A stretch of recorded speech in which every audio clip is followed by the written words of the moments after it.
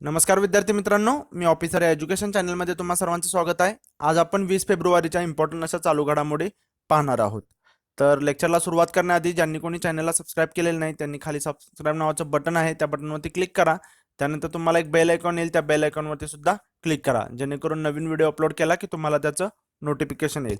लेक्चरच्या एंडला आपण क्वेश्चन ऑफ द डे घेतो, त्याचा आन्सर तुम्हाला कमेंट बॉक्समध्ये मेन्शन करायचा. तोच क्वेश्चन आपण दुसऱ्या दिवशी ॲज अ रिव्हिजन म्हणून पाहतो.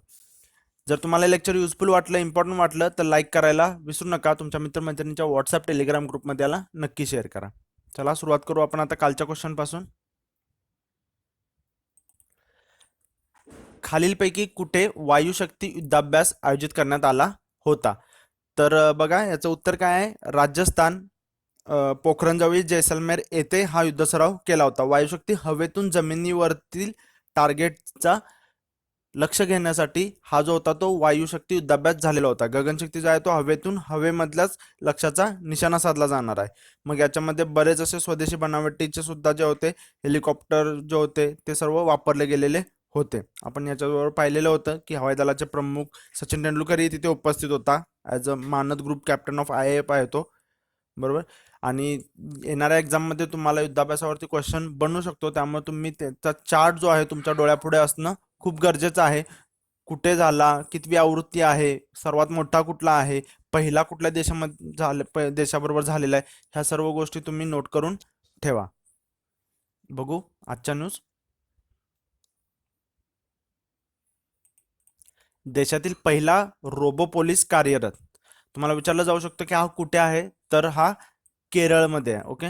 केरळचे मुख्यमंत्री पिनरई विजयन यांनी त्रिवेंद्रम पोलीस मुख्यालयात देशातील पहिला मानवी रोबो केपी बॉट चे उद्घाटन केले. त्याचं नाव सुद्धा लक्षात ठेवा. असे विचारलं जाऊ शकते की देशातील पहिला रोबो पोलीसचं नाव काय आहे, तर केपी बॉट आहे. तो कुठे झालेला आहे? केरळमधील त्रिवेंद्रम पोलीस मुख्यालयामध्ये. केपी बॉट जो आहे तो पोलीस मुख्यालयाच्या मुख्य कार्यालयासमोर उभा राहून ड्युटी करणार आहे. तो पोलीस उपनिरीक्षकाचा दर्जा त्याला देण्यात आलेला आहे. बघा, पोलीस उपनिरीक्षकाचा दर्जा देण्यात आलेला आहे रोबो पोलीसला. आणि हा भारतातील पहिला ह्युमनॉइड तर जगातील चौथा रोबो आहे. मग हा काय काम करणार आहे? डेटा गोळा करणे, पोलिसांच्या कामगिरीमध्ये सुधारणा घडवून आणण्यासाठी त्यांना मार्गदर्शन करणे वगैरे जे आहे ते अशी कामं हा केपीबॉट करणार आहे. आता हे जे आहे रोबोट वगैरे ते आर्टिफिशियल इंटेलिजन्सवरती असतात. तर AIच्या रिलेटेड आपण न्यूज पाहिलेल्या होत्या. हैदराबादने बीटेक AI मध्ये लॉन्च केलेली होती, IIT हैदराबादने. चीनने सुद्धा जगातील पहिला आभासी न्यूज अँकर केलेला होता, क्यूहो. ओके, जो की 24 तास न्यूज रीड करू शकत होता, बरोबर. आणि जे अमेरिकेच्या कोलंबिया विद्यापीठातील शास्त्रज्ञांनी विचारांना भाषेत बदलणारी AI आधारित जी होती टेक्नॉलॉजी विकसित केली होती.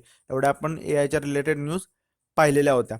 मग तुम्हाला काय वाटतं की अशा पद्धतीचे जे ॲडव्हान्स टेक्नॉलॉजी येत आहे AI मुळे, आता म्हणजे बघा पोलीस सुद्धा आता रोबो तयार केला गेलेला आहे, बरोबर. चीनने सुद्धा आभासी न्यूज अँकर केलेला आहे. मग याचा पुढे जाऊन मग जे आहे ते त्याच्यामुळे काय होणार आहे की एका 10 व्यक्तींचं काम एकटा करू शकणार आहे त्यावेळेला. मग त्यामुळे जे आहे ते उद्योगांसाठी जे आहे जॉबसाठी कशा पद्धतीने हे उपयुक्त असेल की नसेल, काय तुम्हाला वाटतं हे तुम्ही कमेंट बॉक्समध्ये मेन्शन करू शकता. त्याचबरोबर आता हे केरळच्या रिलेटेड आलेलं, तर केरळच्या ज्या ज्या न्यूज आहेत त्या पण तुम्ही इथे रिवाईज करणं अपेक्षित आहे. हे दरवेळेला मी रिवाईज करणं का म्हणत असतो, कारण एक मॅपिंग होऊन जातं. केरळ आलं, कोणत्याही स्टेटचं नाव आलं, कोणतीही एक घटना आली, विमान आलं, तर विमानाच्या रिलेटेड काय काय न्यूज आहेत ह्याची तुम्हाला लिंक तयार होऊन बसते. आणि त्याच्यामुळे कसं होतं की तुम्हाला एक्झाममध्ये रिकॉल करायला ह्या गोष्टी खूप सोप्या जातात. आता केरळच्या रिलेटेड आपण पाहिलं होतं की 4 आंतरराष्ट्रीय विमानतळ असले केरळ पहिलेच राज्य होते. कुन्नूर येथे नव्या आंतरराष्ट्रीय विमानतळाचे जे होतं ते उद्घाटन केलेलं होतं. तुम्हाला असं विचारलं जाऊ शकतं की कुन्नूर येथे नवीन आंतरराष्ट्रीय विमानतळाचे उद्घाटन झाले, तर कुन्नूर हे कोणत्या राज्यामध्ये आहे? ओके, तर केरळ. त्या केरळमध्ये तिरुवनंतपुरम, कोची आणि कोझीगड इथे ऑलरेडी होते आणि हे कुन्नूर येथे झालेलं होतं, बरोबर. आता विमानतळाच्या रिलेटेड झालेलं आहे, तर तुर्कस्तानमध्ये जगातील सर्वात मोठे एका छताखालील विमानतळ आहे. आणि त्याचं उद्घाटन होतं ते कधी झालेलं होतं? रिपब्लिक डे ऑफ तुर्कस्तान 29 ऑक्टोबरला उद्घाटन झालेलं होतं. ओके. वीर सुरेंद्र साई विमानतळ आहे की झारसुगडा विमानतळाचे नामांकन झालेलं होतं. मुंबई विमानतळाने सुद्धा एक विक्रम केलेला होता. 24 तासात तब्बल 1007 विमाने उडवलेली होती. याआधी त्यांचंच रेकॉर्ड होतं 1003चं. एवढ्या आपण न्यूज पाहिलेल्या होत्या. जस्ट असं कोरिलेट करून तुम्ही सुद्धा रिव्हिजनवरती जास्त फोकस दिला पाहिजे. बघू पुढे. लॉरियस वर्ल्ड स्पोर्ट्स पुरस्कार. तर बघा, लॉरियस वर्ल्ड स्पोर्ट्स पुरस्कार दिला गेलेला आहे. मग तो टेनिसपटू नोवाक जोकोविच आणि ऑलिम्पिक आणि world champion gymnast Simone Biles, okay, Biles किंवा बिल्स, तर यांना दिला गेलेला आहे. तर सिमोन बाईल्स आणि नोवाक जोकोविच दोन्हींच्या विषयी आपण ऑलरेडी न्यूज पाहिलेल्या आहेत. ओके. तर बघा पुढे, झारखंडमधील युवा या फुटबॉलच्या प्रसार आणि प्रचारासाठी काम करणाऱ्या स्वयंसेवी संस्थेला स्पोर्ट्स फॉर गुड अवॉर्डने गौरविण्यात आलेले आहे. ओके, झारखंडमधील आहे भारताची, बघा, युवा या फुटबॉलच्या प्रसार आणि प्रचारासाठी काम करणाऱ्या स्वयंसेवी संस्थेला दिले आहे. बाकीचे जे इथे अवॉर्ड आहेत, हे स्पोर्ट्समॅन ऑफ द इयर आणि sportsman of the year Simone Biles आणि नोवाक जोकोविच हे दिले आहेत. त्यांचे देश वगैरे तुम्ही नोट करून ठेवा, विचारलं जाऊ शकतं. बाकी comeback of the year, breakthrough of the year, हे जे बाकीचे पुरस्कार आहेत ते पण तुम्ही नोट करून ठेवा. Team of the year France, FIFA world cup, हे जे दिलेलं आहे ते तुम्ही नोट करून ठेवा, कारण हे तुम्हाला येणाऱ्या एक्झाममध्ये याच्यावरती सिमोन बाईल्स किंवा नोवाक जोकोविच वरती क्वेश्चन येऊ शकतो. ओके. नोवाक जोकोविच देश सर्बिया आहे. ऑस्ट्रेलियन ओपन त्यांनी जिंकलेली होती स्पेनचा जो आहे राफेल नदालला हरवून, जो की माजी विजेता होता.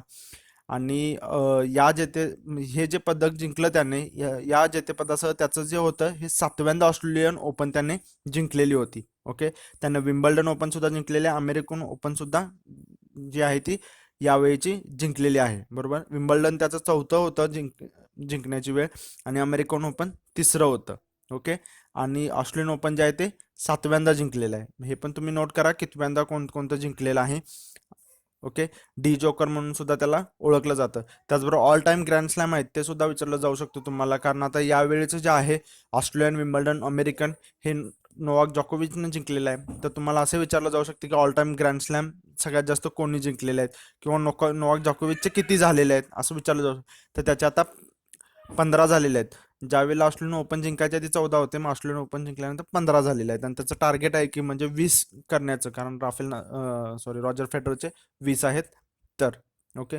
त्याचबरोबर जपानची पहिली खेळाडू की जिने महिला एकेरीचे विजेतेपद जिंकलेलं होतं. ओके. आपण हे सुद्धा त्यावेळेला घेतलेलं होतं. तिचं ते दुसरं ग्रँड स्लॅम होतं. तिने अमेरिकन ओपन सुद्धा जिंकलेलं होतं, ओसाका. बघू याच्याविषयी आणखीन पुढे. हे बघा, इथे इमेज आहेच ऑस्ट्रेलियन ओपन जिंकलं त्यावेळीची. आणि जे आहे सिमोन बाईल्स जे आहे हे पण तुम्ही जस्ट नोट करा, लॉरियस वर्ल्ड स्पोर्ट्स पुरस्कार मिळालेला. तर अमेरिकेची जिमनास्ट आहे, 13 जागतिक चॅम्पियनशिप सुवर्णपदक जिंकलेले आहेत तिनं, आणि असे करणारी ती पहिली जिमनास्ट ठरलेली आहे. ओके. 1996ला विटलो शेर्बो हिने सुद्धा हा जागतिक विक्रम केलेला होता. हे पण जस्ट बेलारुसचे आहे, एवढं नोट करा. आणि ते ऑल टाइम जे ग्रँड स्लॅम आहेत ते सुद्धा दिलेले आहेत मेन्सचे, हे पण तुम्ही नोट करून ठेवा.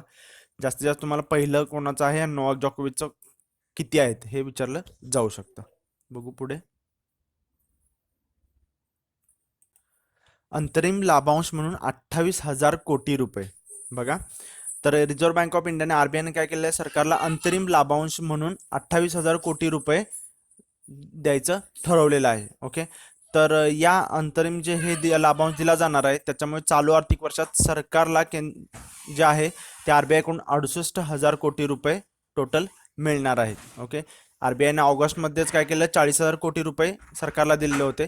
त्याच्यानंतर सरकारसाठी एका आर्थिक वर्षात रिझर्व्ह बँकेकडून सर्वोच्च असं हे म्हणजे सर्वात जास्त असे ही रक्कम दिली जाणार आहे. 2016 बघाल तर 65,896 होते, आणि 2018 जसं सांगितलं तुम्हाला राऊंड फिगर 40,000 म्हणजे 40,659 होते.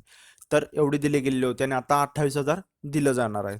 आता याच्यावरून तुम्हाला असंही विचारलं जाऊ शकतं की किती दिले, पण ते विचारण्याच्या अगेन्स्ट तुम्हाला विचारलं जाईल की आरबीआयच्या राखीव निधी संदर्भात जी तज्ज्ञ समिती नेमलेली होती, ओके, 6 जणांची जी तज्ज्ञ समिती होती त्याचे अध्यक्ष कोण होते, तर त्याचे होते बिमल जालान, जे की 20वे गव्हर्नर होते आरबीआयचे. हे पण तुम्हाला लक्षात ठेवायचं, मल्टीलायनर जरी आलं तर तुम्हाला हे विचारलं जाऊ शकतं कितवे गव्हर्नर होते.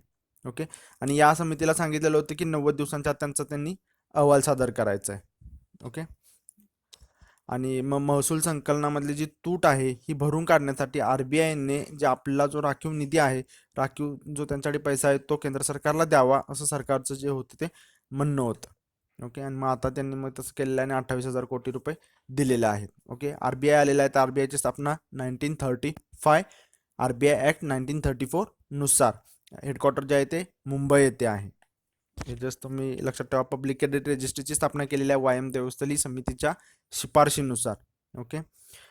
पब्लिक क्रेडिट रजिस्ट्री काय असते, तर कर्जदारांविषयी जे असते ती पूर्ण जी सेंट्रलाइज आहे ती एक रिपॉझिटरी आहे. सेंट्रलाइज इन्फॉर्मेशन अवेलेबल असणार आहे. त्याच्यामुळे डिफॉल्टर्स आहेत, कुणी लोन पे केलं नाही किंवा त्यांचा जो आपण सिबिल जे आहे, क्रेडिट स्कोअर जो कळतो, तो एक सेंट्रलाइज्ड असणारा इन्फॉर्मेशन त्याच्या थ्रू जे आहे ते जे कर्जदाता आहे किंवा कर्ज घेणारा येणार आहे त्याची पूर्ण इन्फॉर्मेशन जी आहे ती त्यांना अवेलेबल होणार आहे. ओके. उर्जित पटेल यांनी राजीनामा दिलेला, ते पण तुम्ही लक्षात ठेवा. ते कितवे गव्हर्नर होते? 24वे होते. ओके. वैयक्तिक कारणामुळे दिले. त्यांच्यानंतर शक्तिकांत दास यांची नेमणूक झाली, तर ते कितवे होते? असं तुम्ही जे आहे ते पूर्ण लक्षात ठेवा. परत गीता गोपीनाथ ज्या होत्या त्या आंतरराष्ट्रीय नाणेनिधीच्या मुख्य अर्थतज्ञ म्हणून सुद्धा ते रुजू झालेल्या होत्या, तर त्या दुसऱ्या भारतीय आहेत, पहिल्या महिला आहेत. ओके. हे जस्ट जे आहे ते तुम्ही पूर्ण जे आहे ते अशा प्रकारे रिव्हिजन इथे करून ठेवणं गरजेचं आहे. बघू पुढे. तुमच्यासाठी आता एक क्वेश्चन आहे, तुम्ही याचा आन्सर कमेंट बॉक्समध्ये मेन्शन करा. नॅशनल पेन्शन स्कीम जी आहे, राष्ट्रीय पेन्शन प्रणाली, याच्यामध्ये केंद्र सरकारचं आता जे योगदान असणार ते 14%, 14% केलेलं आहे. तर NPS अंतर्गत केंद्र सरकारकडून याच्या आधी किती होतं? ओके. हे तुम्ही जस्ट मेन्शन करा कमेंट बॉक्समध्ये. ओके. बघा, भारताची अमेरिकेकडून प्रथमच कच्च्या इंधनाची खरेदी. तर बघा हे काय झालेलं आहे, इंडियन ऑइलतर्फे, जे इंडियन ऑइल कंपनी आहे त्याच्यातर्फे पहिल्यांदाच अमेरिकेकडून वार्षिक 30 लाख टन कच्चे इंधन खरेदी करण्यात येणार आहे. त्याच्याविषयी करार चाललेला होता 2-3 महिन्यापूर्वी जो होता तो आता सेटल झालेला आहे. आणि आता इंडियन ऑइल कॉर्पोरेशन जे आहे ती अमेरिकेकडून वार्षिक 30 लाख टन कच्चे इंधन खरेदी करणार आहे. ओके. याच्या मागे पर्पज काय आहे, ते आखाती देशांवरती जे डिपेंडन्सी आहे ती कमी करणं हे याच्या मागे मोठं आहे. 1 एप्रिल 2019 पासून अमेरिकेतून इंधन हे IOC जे आहे ते आयात करणार आहे. याचं जे मूल्य बघा काय ते 1.5 अब्ज डॉलर इतके आहे. ओके. भारताने 2017 पासून अमेरिकेतून इंधनाची आयात करण्यास सुरुवात केली होती. मात्र प्रथमच एका भारतीय तेल शुद्धीकरण कंपनीने अमेरिकेसोबत असा अॅन्युअल जो आहे तो करार केलेला आहे. हे जस्ट तुम्ही लक्षात ठेवा. कंपनी कदाचित विचारली जाईल तर इंडियन ऑइल कॉर्पोरेशन. तुम्हाला हे पण माहित पाहिजे मग कोण जास्त एक्सपोर्टर आहे, कोणता देश जास्त इम्पोर्टर आहे, हे सुद्धा तुम्हाला इथं डेटा माहीत असणं गरजेचं आहे. कारण या न्यूजच्या रिलेटेड तुम्हाला डायरेक्ट विचारण्याऐवजी इनडायरेक्टली मग ते कच्च्या तेलाच्या रिलेटेड म्हणजे आहे ते इंधनाच्या विचारलं जाऊ शकतं. निवडणुकीसाठी फेसबुकची नवी नियमावली. आता ही नियमावली काय आहे तर बघा, 21 फेब्रुवारी पासून फेसबुकने जे आहे ते भारतातील निवडणुकीसाठी नवी नियमावली लागू करण्याचा निर्णय घेतलेला आहे. मग या नवीन पॉलिसीनुसार काय असणार आहे की जी पॉलिटिकल जी जाहिरात असते ती देण्यासाठी ती व्यक्ती जी आहे ती भारतीय असण्याची अट घालण्यात, मग त्याच्यासाठी तिला जे आहे ते आपले आयडेंटिटी प्रूफ आहे ते सबमिट करावे लागणार आहेत फेसबुकजवळ. ओके. याचा पर्पज काय आहे याच्या मागे, तर इन्फ्लुएन्स होऊ नये. ओके. म्हणजे इवन बाहेरच्या लोकांकडून जे आहे ते इन्फ्लुएन्स होऊ नये की त्याच्यामुळे मग वोट चेंज होता. आता आचारसंहिता लागू होते, त्याच्या आधी 48 तास असतं, मग त्याच्यामुळे जे आहे ते इन्फ्लुएन्स झालं की मग वोट चेंज होऊ शकतात. आणि मग हे तुम्ही बघतच असाल न्यूजमध्ये की किती मग ते आरोप प्रत्यारोप होतात. मग ते होऊ नये हाच याच्या मागे पर्पज आहे. आणि मी तुम्हाला GDPR सांगितलेलंच होतं, तर GDPR सुद्धा आता होतं फेसबुकच्याच रिलेटेड, ते मी संदर्भ दिलाच होता तुम्हाला, तर तुम्ही GDPRचा फुल फॉर्म सुद्धा लक्षात ठेवा. तर बघा, अमेरिका, इंग्लंड आणि ब्राझील नंतर ही नियमावली लागू झालेला भारत हा चौथा देश ठरलेला आहे. हे वाक्य तुमच्यासाठी महत्वाचं आहे. गुगल आहे, यूट्यूब इंडिया आहे, यांनी याच्याविषयीचे जे नियम आहेत ते ऑलरेडी आहेत ते पब्लिश केलेले आहेत. आणि मग हे मुंबई हायकोर्टामध्ये त्यांनी या कंपन्यांनी जे आहे ती निवडणुकीसाठी त्यांची काय योजना असणार आहे, ते कसे इम्प्लिमेंट करणार आहे, याची पूर्ण माहिती जी आहे ती दिलेली आहे. कारण सोशल मीडियाचा जो आहे तो चांगला जितका उपयोग आहे तितकाच दुरुपयोग सुद्धा केला जातो. आणि मग त्याच्यामुळे हेच ते कसं अवॉइड करता येईल याच्यासाठी हे आहे ते नियमावली नवीन केलेली आहे. बघू पुढे. तर बघा, ख्यातनाम शिल्पकार हे आपण ऑलरेडी न्यूज घेतलेली आहे. ओके. रवींद्रनाथ टागोर सांस्कृतिक सौहार्द पुरस्कार, आता या ज्या पुरस्काराचं आहे ते वितरण झालेलं आहे. ओके. राष्ट्रपती रामनाथ कोविंद यांच्या हस्ते जे आहे तो हा पुरस्कार दिला गेला. तुम्हाला इमेजवरून कळतच असेल, राम सुतार यांना जो आहे तो रामनाथ कोविंद यांच्या हस्ते हा पुरस्कार दिला गेलेला आहे. हा कोणत्या सालासाठी दिला गेला आहे तर 2016 सालासाठीचा हा त्यांना पुरस्कार दिला आहे. 2014, 15 आणि 16 साठी डिक्लेअर झालेला होता, ते इमेजमध्ये नाहीये. तर 2014 साठी मणिपुरी नर्तक राजकुमार सिंगजीत सिंग यांना दिला. 2015 साठी बांगलादेशमधील छायानट या सांस्कृतिक केंद्राला दिला गेला होता, गेलेला आहे. आणि 2016 जो आहे तो राम सुतार.